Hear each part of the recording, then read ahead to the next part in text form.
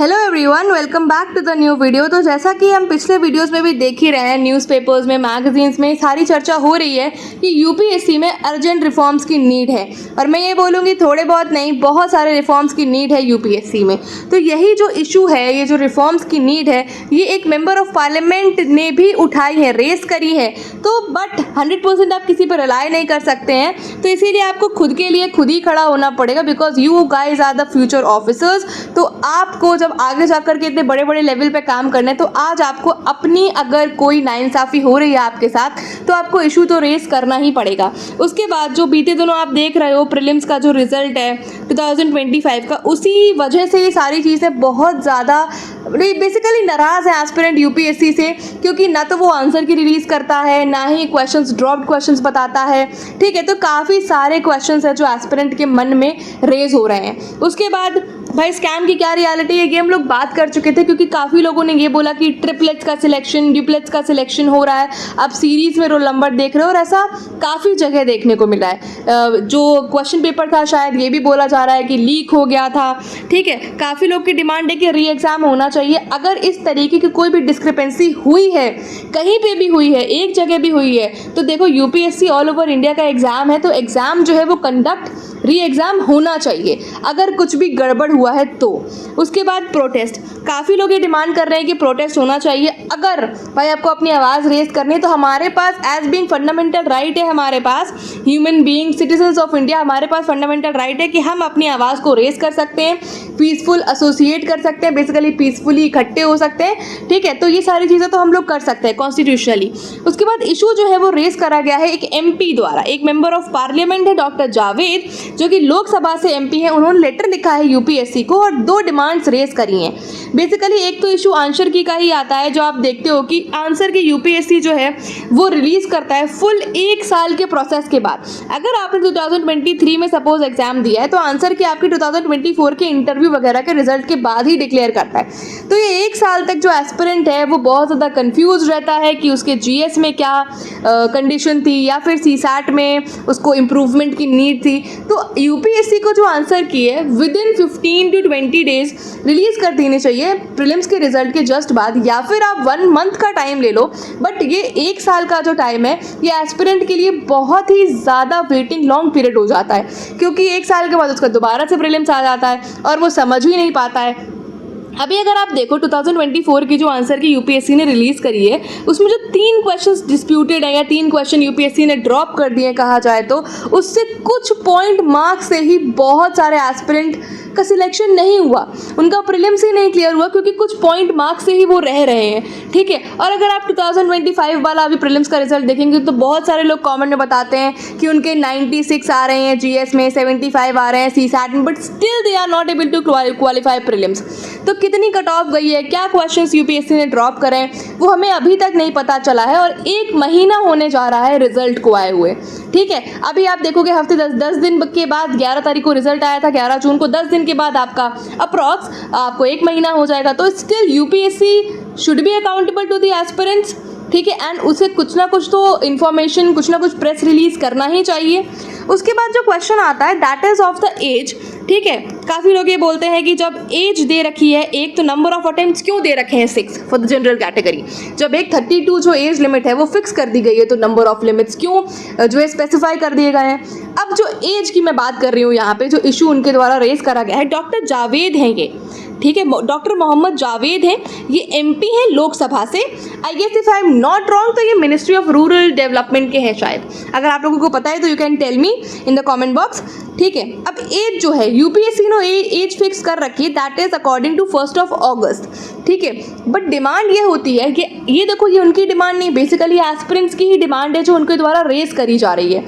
ठीक है, बहुत एक अच्छा स्टेप है, एक फर्दर स्टेप, ये सोचो आप एक बड़े लेवल पे स्टेप लिया जा रहा है। ठीक है, तो 1 जनवरी जो है वो डेट फिक्स होनी चाहिए, क्योंकि इससे काफ़ी एस्पिरेंट का नुकसान हो जाता है, उनका 1 साल वेस्ट हो जाता है। ठीक है, तो अगर 1 जनवरी जो डेट है वो फिक्स कर दी जाएगी एज अ एज के लिए, कि हाँ यहाँ से आपकी एज कैलकुलेशन बेसिकली होगी, एज कैलकुलेट होगी, तो काफ़ी एस्पिरेंट्स का जो है वो 1 साल बर्बाद होने से बच जाएगा, 1 साल उनको एक्स्ट्रा मिल जाएगा, या फिर ये कह लो। ठीक है, अगर 1 जनवरी से आप एज फिक्स कर देते हो, एज कैलकुलेट कर देते हो। उसके बाद कट ऑफ, किस बेसिस पे कट ऑफ जो है वो डिसाइड करी जाती है, क्या चीज़ होती है कट ऑफ को डिसाइड जो चीज़ करती है, सीट्स कितनी थी, ठीक है। आपको पता है कि 800-900 से मैक्सिमम 1000 सीट्स तक रहती हैं। सीट्स क्या सीट्स थी, कितनी मेरिट गई है, कितने एक्चुअली एस्पिरेंट जो है उन्होंने एग्ज़ाम दिया है, या किस बेसिस पे जो कट ऑफ है उसको डिसाइड करती है यूपीएससी।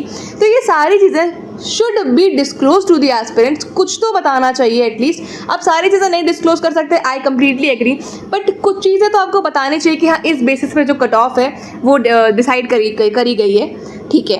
अब ट्रांसपेरेंसी, इसी से तो ट्रांसपेरेंसी आएगी, ठीक है। यूपीएससी मुझे पता है एक अकाउंटेबल बॉडी है और इस तरीके के क्वेश्चंस उसके खिलाफ बहुत ही कम रेज होते हैं कि स्कैम वगैरह हुआ है, पेपर लीक हुआ है, ठीक है।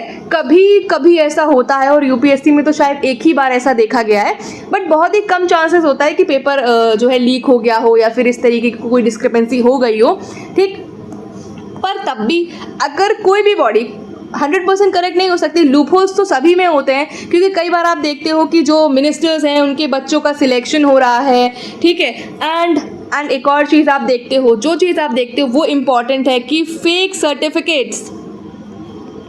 सर्टिफिकेट्स का लगाना, ठीक है। अब चाहे आप ओबीसी की बात कर लो या फिर आप एससी कैटेगरी जो भी चीज़ें हैं उनमें बात कर लो, तो फेक सर्टिफिकेट, चाहे डिसेबिलिटी वाला सर्टिफिकेट ही हो, ठीक है, डिसेबिलिटी वाले सर्टिफिकेट का बेसिकली मिसयूज़ करना, ये सारी चीज़ें भी बहुत ज़्यादा न्यूज़ में चलती हैं। आप बहुत सारे केसेस आप देखते हो, एक आध केसेस का आप लोग मुझे नाम बता सको तो बेटर है। एक पूजा जी का केस जो था बहुत ज़्यादा न्यूज़ में था, ठीक है। तो ये सारे जो फेक सर्टिफिकेट्स वगैरह यूज़ करते हैं, अपनी पावर का मिसयूज़ करते हैं एंड वीआईपी कल्चर शो करते हैं। यार देखो, इतनी मेहनत करता है कि एस्पिरेंट अपने, मान लो ओवरऑल 5 साल जो है लगाता है प्रिपरेशन में, कुछ लोगों का 1-2 साल में हो जाता है, ठीक है, बट ऑन एन एवरेज देखा जाए तो 5 साल एक एस्पिरेंट लगाता है, 4 से 5 साल तैयारी करता है, मेहनत करता है इस एग्ज़ाम की। उसके बाद अगर वो कुछ पॉइंट मार्क्स से रह जाता है तो उसका दर्द कैसे कोई समझ सकता है, ठीक है। तो इनकी डिमांड तो ये थी। इसके अलावा आप लोगों की भी कुछ डिमांड्स हैं और मेरी भी कुछ डिमांड्स हैं यूपीएससी से।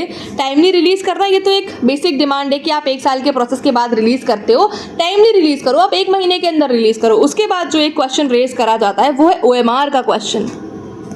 अगर आप स्टेट पीसीएस वगैरह के एग्जाम में देखोगे तो आपको एक ओएमआर में कैंडिडेट्स कॉपी मिलती है, ठीक है, मिलती है कैंडिडेट्स कॉपी। ओएमआर में सील भी होती है, but why not in UPSC? UPSC में आपको कैंडिडेट कॉपी क्यों नहीं मिलती है? यूपीएससी में आपको क्वेश्चन पेपर में सील क्यों नहीं मिलती है?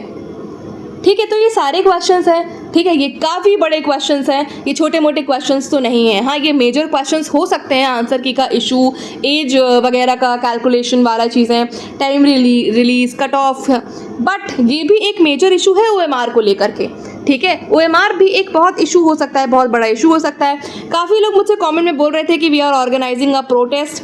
भाई, अगर आप प्रोटेस्ट ऑर्गेनाइज कर रहे हैं तो प्रोटेस्ट करने का भी एक तरीका होता है, ठीक है। कुछ आपको स्टूडेंट्स की नीड, देखो स्टूडेंट्स में, एस्पिरेंट्स में, स्टूडेंट में बहुत ताकत होती है, ठीक है, वो चाहे तो कुछ भी कर सकते हैं, ठीक, बट थोड़ी सी आप में यूनिटी होनी चाहिए। जो मेन चीज़ मैं यहाँ पे डिमांड करती हूँ वो है यूनिटी, क्योंकि एक व्यक्ति कुछ नहीं कर पाएगा यार। जाकर के वहाँ पे आप ढोलपुर हाउस के बाहर, भवन के बाहर, यूपीएससी भवन के बाहर जाकर के बोलोगे, शायद आपको हटा दिया जाए, बट अगर आप बहुत सारे, आप 100-150 बच्चे हो और जाके अपनी वॉइस को रेस कर रहे हो, जाके अपने इश्यूज़ बता रहे हो, ठीक है, तो शायद आपकी बात सुनी जा सकती है। और मैं भी आपके साथ हूँ इस चीज़ में, ठीक है, मैं आपके साथ ज़रूर हूँ इस चीज़ में। देखो, अगर कुछ गड़बड़ हुई है तो जो आपका डिसीजन है वो जल्दी आ जाना चाहिए, क्योंकि एस्पिरेंट का टाइम वेस्ट हो रहा है भाई। किसी ने हो सकता है यूपीआरओ का फॉर्म भरा, उसका 27 जुलाई को एग्जाम है, किसी ने यूपीपीसीएस का फॉर्म भरा, उसका अक्टूबर में एग्जाम है, किसी ने बीपीएससी का फॉर्म भरा, उसका सितंबर में एग्जाम है।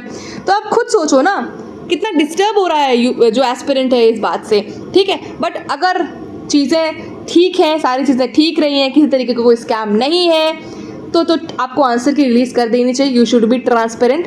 बट अगर कहीं पे भी किसी भी फॉर्म में पता चलता है कि स्कैम हुआ है, पेपर लीक हुआ है, तो भाई री एग्ज़ाम होना चाहिए। और यूपीएससी को जल्दी से जल्द इस टॉपिक पर डिसाइड कर लेना चाहिए कि हाँ, कुछ ना कुछ प्रेस रिलीज़ करके, कुछ नोटिफिकेशन जारी करके हमें बता देना चाहिए कि आखिर what actually it wants from the aspirant. भाई, अगर आप चाहते हो कि हम जीएस में 140 मार्क्स स्कोर करने की क्षमता रखें तो बता दो।